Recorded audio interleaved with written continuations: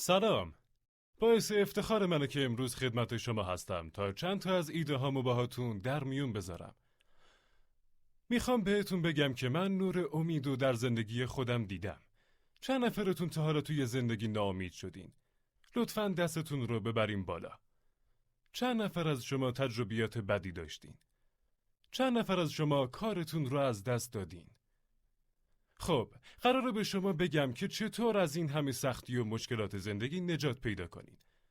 من دوست دارم به شما یاد بدم که چطوری داستان زندگیتون رو برای دیگران تعریف کنین که الهام بخششون باشین، طوری که تمرکز اشخاص رو از واقعیت تلخ زندگی خودشون بردارین و به اونا انگیزه ادامه راه بدین. چون چیزی که شما از زندگیتون برای بقیه تعریف میکنین میتونه در ذهن اونا باقی بمونه و بهشون این حسو بده که من هم هدفم رو میتونم عملی کنم. داستان شما روی قلب و احساس مردم تأثیر میذاره. مردم تصمیم به انجام کارایی میگیرن که از نظر عاطفی به اون علاقه دارن. پس داستان شما باید طوری باشه که روی ذهن و قلب دیگران تأثیر بذاره و براشون الهام بخش باشه. و اینجاست که اونا هم به زندگی و رویاهاشون پاسخ مثبت میدن. من هم دارم اینجا همین کار رو انجام میدم. هر کس در درونش نیرو و انرژی خاصی داره. من دوست دارم به شما یاد بدم که چطور با انرژی درونتون برای بقیه منبع الهام باشین و اونا رو تحت تأثیر قرار بدین و بهشون انگیزه و نیروی حرکت ببخشین. بذارین چند تا نکته رو به عنوان مقدمه براتون توضیح بدم. شماره 1. شاید تعجب کنید ولی هر چیزی که من امروز میخوام بگم و شما خودتون میدونین. شما انسان‌هایی هستین که هدف و خواسته های خاصی دارین و میخواین به وسیله تخصصتون یا هر چیز دیگه‌ای به اون اهداف برسین. شماره 2. هر چیزی که من امروز میخوام بگم و شما قبلا از سخنران‌ها و ایده پردازهای دیگه شنیدین. مثلا اینکه تنها راه رسیدن به اهدافتون اینه که به اونها اولویت بدین و برای خودتون و آرزوهایی که دارین ارزش قائل بشین. من امروز اینجا هستم که افکار و ایده هامو با شما به اشتراک بذارم. فقط اول از همه باید دیدگاه مثبتی به همه چیزایی که قراره بشنوین داشته باشین. امروز میخوام کمی هم شوخی کنیم و به همه خوش بگذره. از شما میخوام به 3 آرزوی بزرگتون که میخواین به دست بیارین فکر کنین. 3 چیز که بیشتر از هر چیز دیگه‌ای براتون مهم هست. حالا با من تکرار کنین. من تمام تلاشم را برای رسیدن به این خواسته ها انجام می دهم. من تغییر خواهم کرد. من آن انسان سابق نخواهم بود. من به همان انسانی تبدیل می شوم که می خواهد تمام این کارها را به خاطر آرزوهایش انجام دهد. دوستان، برای تبدیل شدن به انسانی بزرگ، شجاع باشین. منظورم اینه که کارای فوق‌العاده و جادویی انجام بدین. من به خاطر آرزوهامه که این سخنرانی ها رو برگزار می کنم. چون دوست دارم به مردم یاد بدم که چطور از زیر دست دیگران خارج شده و برای خودشون و در راستای اهداف خودشون کار و تلاش کنن. من هیچ تصوری از شکل امروزی زندگیم نداشتم. من شما رو نمیشناسم، اما با توجه به تجربه هام یه چیز درباره شما میدونم. اون هم اینه که اگه شما فکر یا ایده‌ای خاص دارین، حتما در درونتون بزرگی خاصی هم هست. این چیزیه که من درباره شما میدونم. این مورد در همه مردم وجود نداره. فقط درباره کسانی صدق میکنه که رویا و هدف مشخصی دارن و برای رسیدن به اون تلاش میکنن. زندگی من خیلی متفاوت تر از حالا میتونست باشه. من توی یه منطقه فقیرنشین در فلوریدا به اسم لیبرتی سیتی به دنیا آمدم. من و برادر دوقلوی من وقتی که فقط 6 هفته از تولدمون میگذشت به زنی به نام خانم براون واگذار شدیم و اون ما رو به فرزندخوندگی قبول کرد. من فکر میکنم برای هر چیزی که امروز دارم مدیون مادرم هستم. اون خدمتکار بود و در خونه‌های اشرافی کار نظافت و آشپزی انجام میداد. بعد از کار به خونه می اومد و برای بچه‌هاش با عشق و علاقه غذا می‌پخت. فرزندانی که اونا رو به سرپرستی قبول کرده بود. چه کسی به خاطر بچه کسی دیگه حاضر اینقدر زحمت بکشه؟ حالا من بزرگ شدم و در محل باشکوهی مثل صحنه سخنرانی اینجا دارم حرف میزنم. میخوام ازتون سوالی بپرسم. چند نفر از شما کسی رو در زندگیش داره که میخواد کار خاصی براش انجام بده؟ خب میخوام نکته‌ای رو به شما بگم که به وسیله اون میتونین این کار رو انجام بدین. من از شما میخوام به آرزوها و اهداف شخصی و مالی خودتون فکر کنین. هدف مالی شما چیه؟ رقم هدف مالی شما چقدره؟ در برابر استرس و فشار کاری زیاد میخواین چقدر پول به دست بیارین و آیا بعدش میخواین با آسایش و آرامش و شادی در کنار خانوادتون زندگی کنین؟ فکر میکنین مبلغی که میتونه شما را از استرس های مختلف رها کنه چقدره؟ مردم میگن پول خوشبختی نمیاره، اما خودشون دنبال افزایش هرچه بیشتر سرمایه‌شون هستن. بعضی ها هم میگن پول مهمه، ولی قبل از اون اولویت‌های مهمتری وجود داره. بذارین یه چیزی بهتون بگم.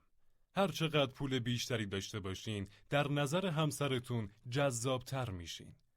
خانم‌ها به این که نامزدشون واسهشون وسایل مارکدار بخره افتخار میکنن و باهاش پوز میدن. اوه خدای من، چه دردسر بزرگی. از شوخی گذشته میخوام بپرسم که درباره رقم هدف مالی خودتون چی فکر میکنین؟ از همه کسانی که در این سالن هستن و اونایی که دارن به سخنرانی من گوش میکنن میخوام که انگشت اشارهشون رو بالا بیارن. حالا انگشتتون رو داخل گوشتون فرو کنین. حالا به من گوش بدین. میخوام کاری کنم که حرفای منو از این گوش نگیرین و از گوش دیگه در نکنین. شما چیزی خاص و ویژه دارین. شما روح بزرگی دارین. شما توانایی انجام کارایی رو دارین که حتی تصورش رو هم نمی کنین.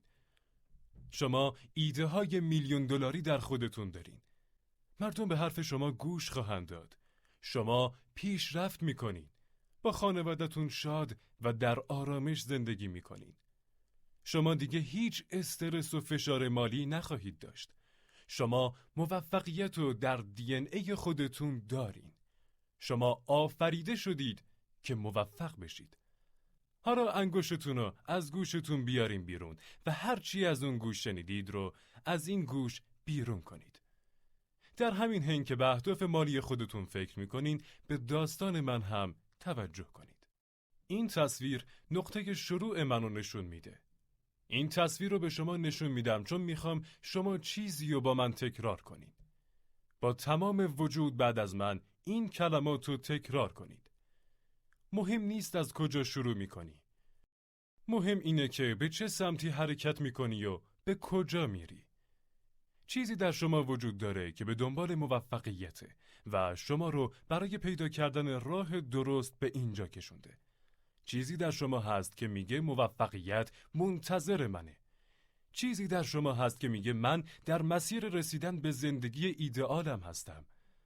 راهو تا آخر ادامه بده و چیزی که بایدو به دست بیار. بله، بله، بله. اگه کسی شما رو برای وارد شدن به تجارتی جدی تشویق کرد، ازش تشکر کنید. چون این فرد توانایی شما رو دیده. چیزی که در درون شماست و شما رو به سمت موفقیت میکشونه رو دیده. بخش پنهان وجودتون که خودتونم ازش بیخبر بودین رو هم دیده. همون بخش از وجودتون که به شما میگه تو باید به موفقیت برسی. تو برای اطاعت از دیگران ساخته نشدی. تجارت خودت رو شروع کن. تو نباید باقی عمرتو برای کس دیگه ای کار کنی. در این راه به حرفای ناامید کننده و منفی دیگران اهمیتی ندین. اونا به اندازه کافی شما رو نمیشناسن. اونا شخصیت جدید و مصمم شما رو نمیشناسن و از قدرت درونی شما بیخبرن. به کسانی که بهتون میگن مگه تو چقدر میتونی در مقابل مشکلات مقاومت کنی اهمیتی ندین و با رویاهاتون زندگی کنین، نه ترساتون. چیزی در درون شماست که به زندگی بله میگه. به انسانی بزرگ بودن بله میگه. بله، بله، بله. هر کس میتونه صدها هدف مختلف داشته باشه. زمانی که دارین به اهداف و رویاهاتون فکر میکنین، اهداف شخصی، مالی، اهدافی در هر زمینه ای، در این حالت به این که چطور قراره به این اهداف برسین فکر نکنین. این به شما مربوط نیست. شما فقط باید باور داشته باشین که به موفقیت میرسین. اما هنوز نمیدونین چطور قراره این اتفاق بیفته. پس درباره چگونگی اون فکر نکنین. این به شما ربطی نداره. من در تمام زندگیم سعی کردم به مردم یاد بدم چطور داستانشون رو تعریف کنن. چطور در زندگی خود و دیگران تغییری به وجود بیارن. چطور در اجتماع عضوی تأثیرگذار باشن. چند نفر از شما دوست داره چنین فردی باشه؟ لطفاً دستتون رو ببریم بالا. این اون چیزی هست که تمام تفاوت‌ها رو به وجود میاره. اینکه مردم یاد بگیرن چطور داستانشون رو بیان کنن. چطور روی صدها و هزاران انسان دیگه تأثیر بذارن. برای همینه که من در 70 سالگی هنوز به این کار مشغولم که رازها و تکنیک‌هایی که به صورت تجربی به دست آوردم و به مردم یاد بدم. من 70 ساله به نظر نمیام؟ البته. خب من از ریمل برای پوشوندن موهای سفید سرم استفاده میکنم. بچه‌هام همیشه به من میگن پدر تو کمتر از 70 سال نشون میدی و من جواب میدم که این کافی نیست. من میخوام جوون به نظر برسم. من هر روز ایمیل های زیادی از موفقیت های مردم دریافت میکنم. من سخنرانی های انگیزشی زیادی انجام دادم. من هیچ وقت از این کار خسته نمیشم چون از شما انرژی خیلی زیادی میگیرم. آخر هر سخنرانی عوامل برگزاری سخنرانی ازم میپرسن خسته ای یا برای یه سخنرانی دیگه انرژی داری؟ من میگم نه خستم. اونا اصرار میکنن و من بالاخره میگم خب خدا بزرگه. بعضیا میتونن در چنین مواقعی پول بیشتری هم درخواست کنن. در یکی از سخنرانی هام حضار خیلی به صحنه و محل سخنرانی من نزدیک بودن و میتونستن موهای سفیدم رو ببینن. من چند دقیقه اجازه خواستم که به اتاق استراحت برم و اونجا به موهای سفید، سبیلها، ریش و سرم ریمل زدم. چند دقیقه بعد آقای داخل اتاق شد. اون از طرفدارای پر و پا قرص من بود و صورت منو بوسید. من هم باهاش روبوسی کردم و یه اثر سیاه زشت از ریمل روی گونه اون شخص باقی موند. من نمیدونستم باید چی کار کنم، پس به روی خودم نیاوردم. ما با هم از اون اتاق بیرون اومدیم و همه افرادی که ما رو میدیدن به اون شخص میگفتن چیزی روی صورتت هست. اون به من نگاه میکرد و میگفت اینا چی دارن میگن؟ من میگفتم نمیدونم. بالاخره کسی پیدا شد که کیفشو باز کرد و یه آینه به اون داد. کسی از اون نخواسته بود چنین کاری کنه. اون فرد خودش رو توی آینه دید و به من گفت این از کجا اومده؟ من گفتم نمیدونم. خب بعد از این ماجرا من تجربه کسب کردم و دیگه از ریمل های ضد آب استفاده میکنم. کسی که بخواد کاری انجام بده به هر طریقی اونو انجام میده. شما باید به اهدافتون فکر کنید. به اهداف شخصی خودتون، به اهداف مالی، به وسعت بخشیدن به تجارتتون، به استخدام افراد بیشتر، به افزایش مهارت‌های ارتباطیتون. میخوام درباره اهدافی فکر کنین که مربوط به تأثیرات و مشارکت شما در اجتماع هست. همونطوری که گفتم من به مردم یاد میدم چطور داستانشون رو تعریف کنن و در زمینه کار خودم به اونها یاد میدم که قوی‌تر از سرطان هستن. من در بخشی که مربوط به مبارزه با سرطان هست کار میکنم. به نظر من دکترها باید به مریضای مبتلا به سرطان بفهمونن که این یه بیماری کشنده نیست و نباید امیدشون رو از دست بدن. من در سخنرانی هام به مردم یاد میدم چطور با بچه‌های کوچیک رفتار کنن. چند نفر اینجا بچه کوچیک دارن؟ لطفاً دستتون رو بالا ببرین. من به مردم یاد میدم که چطور به رشد ذهنی کودکانشون کمک کنن. چطور در آینده افراد تأثیرگذاری باشن. چطور مثل یه فرد متشخص لباس بپوشن و نه مثل یه مظنون یا خلافکار. چطور دوستانشون رو انتخاب کنن. چطور از تکنولوژی در مسیری صحیح استفاده کنن. چطور از استعدادها و مهارت‌های خودشون در دنیای امروز بهره ببرن. چطور در آینده فردی مستقل باشن و کسب و کار خودشون رو راه اندازی کنن و در اون موفق بشن. مثل همین چیزی که الان دارید یاد میگیرید. من باور دارم که با کمک هم میتونیم نسل آینده رو طوری تربیت کنیم که همه اون انسانها به پیشرفت هرچه بیشتر جامعه کمک کنند. ما امروز برای همین اینجا جمع شدیم. ما اینجاییم تا رویاهامون رو به واقعیت تبدیل کنیم و زندگی بهتری بسازیم. اگه به این امر اعتقاد دارین، بعد از من بگین این ممکنه. دوباره تکرار کنین. این ممکنه. همه ما این حرف رو میگیم، ولی بذارین رازی رو به شما بگم. شما باید از ته دل به موفقیت و به این جمله اعتقاد داشته باشین. من در خانواده خیلی فقیری به دنیا آمدم و به سرپرستی قبول شدم. پدر و مادر واقعی من هیچ وقت نخواستن سراغ من بیان و حتی حالمو بپرسن. هیچ کدومشون رو نمیشناختم. من با فقر بزرگ شدم و باید بدونین که زندگی شما بر پایه همون داستانی شکل میگیره که درباره خودتون بهش باور دارین. واقعیت زندگی من همین بود. تماماً فقر و سختی. میخوام بگم کاری که رهبران بزرگ انجام میدن اینه که حواسشونو از واقعیت بدی که وجود داره به چیز دیگه‌ای معطوف میکنن. اگه شما مسئول فروش هستین، نباید فقط محصولتون رو بفروشین. شما باید داستان تازه‌ای به مشتریاتون بگین که بتونه زندگی اونا رو تغییر بده. وقتی مردم از داستانی خوششون میاد، بی اختیار زندگی خودشونو به سمت اون داستان سوق میدن. شما باید با دیگران همون کاری رو انجام بدین که سالها پیش شخصی به اسم آقای واشنگتن با من کرد. باید حواس مردم رو از نحوه فعلی زندگیشون به سمت نحوه ایدئال زندگی سوق بدین. هیچ وقت یادم نمیره زمانی که اولین بار آقای واشنگتن رو سر یک کلاس در مدرسه دیدم، به من گفت پسرم بیا پای تخته و این مسئله رو حل کن. من گفتم آقا من نمیتونم این مسئله رو حل کنم. گفت چرا نمیتونی؟ گفتم من از دانش آموزای کلاس شما نیستم. اون گفت به من نگاه کن. برو پای تخته و هر طور شده روی مسئله فکر کن. گفتم من نمیتونم آقا. گفت چرا؟ بقیه دانش آموزان شروع کردن به خندیدن. راستش خواهر و برادر من خیلی باهوش بودن اما من نه. به آقای واشنگتن گفتم چون من استعداد تحصیلی خوبی ندارم. اون از پشت میز بلند شد و به من گفت ببین پسر، دیگه هیچ وقت این حرفو نزن. اجازه نده نظر دیگران به واقعیت زندگی تبدیل بشه. این همون نقطه‌ای بود که مسیر زندگی منو تغییر داد. من از یه جنبه توی کلاس تحقیر شدم ولی از جنبه دیگه آزاد شدم. اون مرد زندگی منو با این حرف تغییر داد. پس وقتی سخنرانانی مثل من درباره چگونگی تغییر زندگیتون با شما صحبت میکنن، هدفشون از بین بردن محدودیت‌های ذهنی شماست.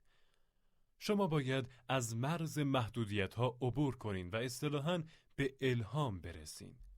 الهامی در جهت اینکه به قلمی در دست خداوند تبدیل بشین و شروع به نوشتن فصل جدیدی از زندگی کنین تا برای مردم دیگه منبعی از امید باشین. منبعی از امکان، منبعی از کنترل زندگی و مسائل شخصیتون. این کاری هست که شما باید انجام بدین. شاید بپرسین که این کار چقدر مهمه. این دقیقاً بزرگترین و مهمترین موضوع هست. امید مهمترین مسئله است که میتونه آینده رو بسازه. شما باید داستان موفقیتتون رو برای بقیه مردم تعریف کنید. باید داستان غلبه بر محدودیت‌ها و تلاش امیدوارانه خودتون رو برای بقیه بازگو کنین تا اونها هم امید در دلشون به وجود بیاد. البته که این کار آسونی نیست. این کار صبر و استقامت میخواد. اما شما باید به خاطر موفقیت بیشتر خودتون و دادن دیدگاه جدیدی به بقیه مردم این کار رو انجام بدین. وقتی 14 سال پیش میخواستم شروع به انجام این کار کنم، هیچ وقت فکر نمی کردم که موفق بشم، چون قبلا امتحانش نکرده بودم. در چنین مواقعی اولین حرفی که مردم به آدم میگن اینه: تو نمیتونی. چون اونا بر اساس فرضیاتی که تا به حال از شما تو ذهنشون دارن این حرفو میزنن. این فکر اونا در مورد کار جدیدی که شما میخواین انجام بدین صادق نیست. من حالا مشغول این کار هستم و سخنرانی انگیزشی برگزار میکنم. چون یه روز با خودم فکر کردم که میتونم توی این کار موفق بشم. من حتی تحصیلات دانشگاهی هم ندارم. من حتی برای افرادی با مدرک دکترا سخنرانی میکنم. چون خودم نتونستم تحصیلاتم رو ادامه بدم و حالا میخوام انگیزه‌ای برای ادامه تحصیل و موفقیت بقیه باشم.